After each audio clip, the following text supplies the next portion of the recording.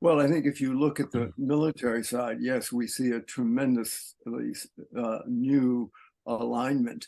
We have AUKUS with the Brits, the Australians, the Americans. We have the Five Eyes with Canadians, Americans, New Zealand, Australia, Britain. We have now the Quad with Japan, Australia, India, and the United States, and now South Korea wants to join it.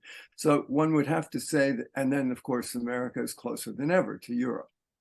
And you have even Germany that had the China needle in its arm deeper than any country through the auto industry. They're making enormous profits in China.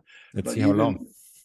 Yeah, well, I mean, even Olaf Scholz, who now has had ignominiously the title to get Schultz appended to his name, is beginning to come around and recognize that China is not such fair weather sailing.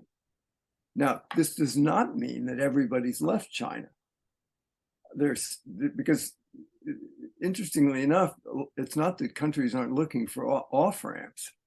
The problem is there aren't any off-ramps that are easy. So companies tend to want to prevaricate. And you asked the question, does this climate sort of unavoidably lead to more decoupling? It's hard to predict, but usually what does happen in the world is that political climates precede actual market realignments and military alliance adjustments.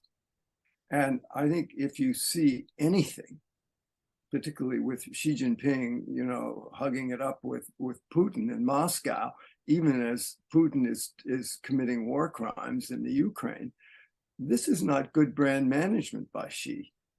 Right. I mean, anybody can look at that and be horrified.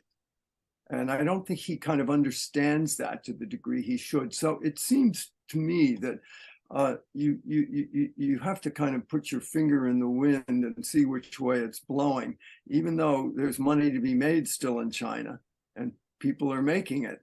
The future does not look bright. And we don't have to look much farther than the Ukraine to see what happens when somebody attacks someone else. And the Ukraine isn't exactly like Taiwan, but it's similar enough to send shivers. It should send shivers down the spines of leaders, national leaders, and corporate executives. Because once that trigger is pulled, game over. It doesn't matter how much you don't want to decouple. You're going to get decoupled. Not only that, you're going to lose your shirt.